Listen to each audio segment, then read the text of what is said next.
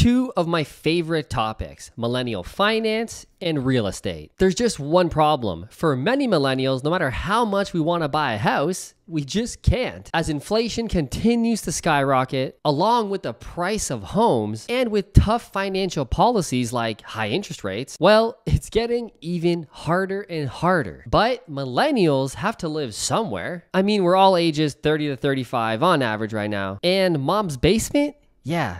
That ain't so cool anymore, dude. So the only logical choice is to rent, which is fine. As hard as it is for a real estate lover and real estate investor like myself, it's fine to rent. But if this is you, your home ownership dreams aren't over. In this video, I'm gonna tell you exactly how you can still benefit from all the great benefits of owning real estate, and the answer might surprise you. Let's get into it. So first and foremost, let's break down the problems before we can get into the solutions. Number one is affordability. Many millennials want to buy a house, or just anybody, Gen X, Gen Zs, whoever, want to buy a house, but the affordability is just not there. Prices are through the roof. Housing is so expensive. Rent is expensive. Food is expensive. Everything's expensive. And if you live in a major city, right, a New York City, Chicago, San Francisco, Toronto, if you're from Canada, this is where prices are the most outrageous and the least affordable. And here's the thing. This is where all the jobs are. So if you're probably working in these areas, you know, it's easy to say, oh, go buy a house in the middle of Tennessee. Go buy a house in Kentucky. Well, dude, your job's not there. I understand. That's why a lot of these people, a lot of millennials especially, are tied to these bigger cities. We went to these cities with big dreams of, you know, being where the action is. All the sports stuff is there. All the airports, like all the amenities are in these major cities. The jobs are also there. The financial districts are in these major cities. I get it. I get why you're there. So that's problem number one, location, where your job is and where you are, where your family are, etc. Number two is student debt. Millennials, especially millennials, are carrying a lot of student debts. Why? We were promised as a generation, if you go to college, if you go to university, you're going to write your own ticket, you're going to make over 100 grand, which is not enough nowadays. You're going to make over 100 grand guaranteed, work a good job, stay there for a long time, get your pension, blah, blah, blah, blah, blah. The boomer playbook, which worked so well for our boomer parents throughout the 80s and 90s, but this is a new world now, Dad. This is the new world, Mom. It doesn't work anymore, dude. So now we have all of these tens of thousands of dollars of student debt. And here's an interesting fact. 40% of people in the US that go to college or university don't end up working a job that require them to have that degree. And not even in the field where they went to school for. That's like another 30% on top of that. Only a very select few are actually doing what they went to school for, and that degree was required to do that job, i.e. probably lawyer, dentist, doctor,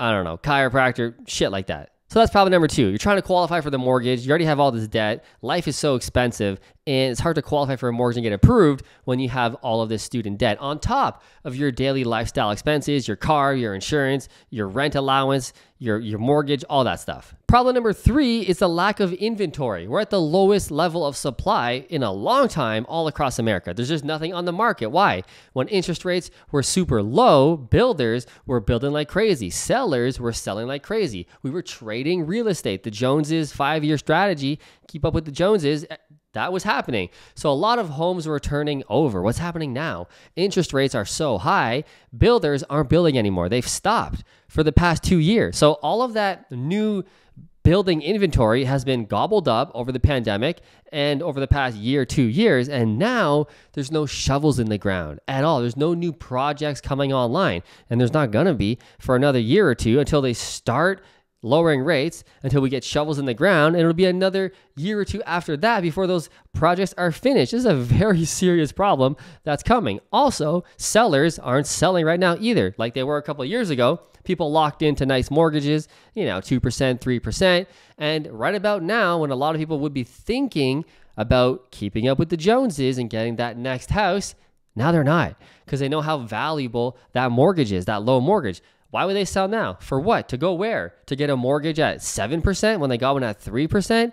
They're going to stay in their little house where they don't want to stay. They want to get something bigger, but too bad. People are going to stay exactly where they are. So we have no friggin' inventory, and the demand is still there. Millennials, like I said, got to leave mom's basement. Millennials are starting to have kids. We're thinking about our careers. We're thinking about our retirements and our life. Yeah, we're at that age, I guess. God damn. So we're thinking about this stuff, and it doesn't matter that interest rates are at 7% for a lot of millennials. We're buying anyway. We want to get in anyway. We know the rates will come down later. We can always refinance and get a lower mortgage later, but we need a house now. God damn it. I'm 35 and I got a kid on the way, is what a lot of millennials are saying. So no inventory, buyer demand still strong. What does that equal? It means propping up the housing market, and prices aren't really coming down that much as people would want or would have expected. Number 4, millennials also just have different values about what we want for our life. See, the boomer generation was big on the American dream, on owning your car, owning your house, owning a cottage upstate, buying all the stupid things that filled our houses as childhoods. You remember our house with our boomer parents. There was shit everywhere. The shelves were full of knickknacks and paddywhacks and give a dog a crap. There was just crap everywhere. Millennials aren't like that. We're more minimalist and we're more dedicated on freedom. Financial freedom, but also the freedom to do what we want, when we want, because we're lazier. Let's be real. We're smarter in a lot of ways, but we're lazier, dude. I don't want to bricklay for 8 hours a day. I don't want to pour concrete. Okay, not me. I was a carpenter. I did the whole friggin' thing, had a renovation business. The other millennials. Okay, most millennials don't want to get their hands dirty. They don't want to do nothing. They just want to make YouTube videos and get paid for typing on a computer. So totally different values. And we also want freedom. We don't want to work 12 hours a day at a job we hate just to bring a check home to pay for the 3 kids that we didn't really want anyway. You know what I'm saying? Millennials are just different. Our values are different. We really want freedom and to live life on our terms. It's just the millennial way. But here's the sauce. Point number 5 of this video. This is what you came for, okay? So if you're stuck in one of these major cities, Chicago, San Francisco, New York, Miami, Toronto, Montreal, or maybe you're not. You're just in an expensive area that is outpacing your salary and what you can make. Here's the secret, and I want you to listen to this very carefully. I want you to keep renting. Don't feel bad about it. Okay, I understand your job is there, your family's there, you grew up there. It's too much to pick up and just go to a cheaper area. I get it. That's asking a lot. Here's the thing. You still need to invest and you still need exposure to the housing market, or else the housing market is going to leave you in the dust. Okay, there's no better investment than real estate. It's pretty evident.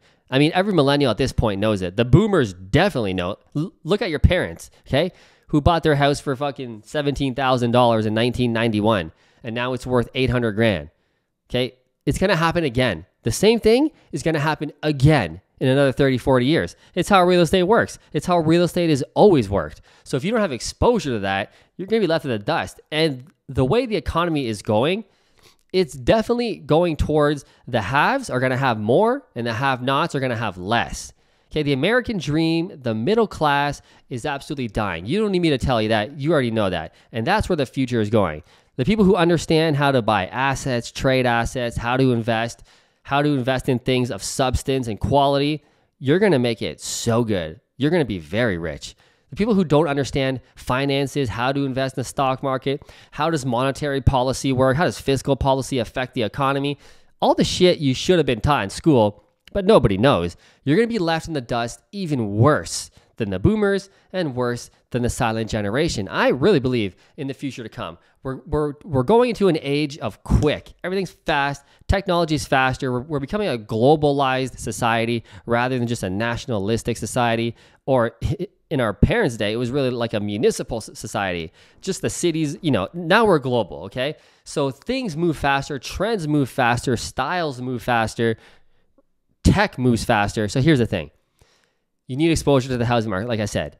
Rent where you live, but I want you to invest in real estate where it's cheaper. So let's say you live in Queens, in the Bronx, in San Francisco right now. Very expensive markets. Real estate in those areas, very expensive. You only make 60, 70 grand a year. No way you're buying houses in that area. You can't afford it. The metrics won't work. You won't qualify for a mortgage. Cool. Rent there, stay there, keep working your job, keep hustling, keep making money. I want you to invest in real estate in Nashville, Tennessee, Memphis, Tennessee, Atlanta, Georgia, just outside of Houston, Texas, parts of Florida, Orlando, Jacksonville. Real estate is cheap. You can buy a detached house just outside of Houston in one of my favorite towns. I can't believe I'm going to say this for free. I've done a lot of research on this town. Katy, Texas, 20 minutes outside of Houston. Great quality city, lots of GDP growth, lots of jobs, thanks to the Houston area, obviously. Great investing area. Houses there for a 3-bed, 2-bath house with a garage, Pleasantville looking fucking house, 180 grand, 170 grand. You can't afford that? Okay, if you can't, that's a problem. You better subscribe and we're going to fix that.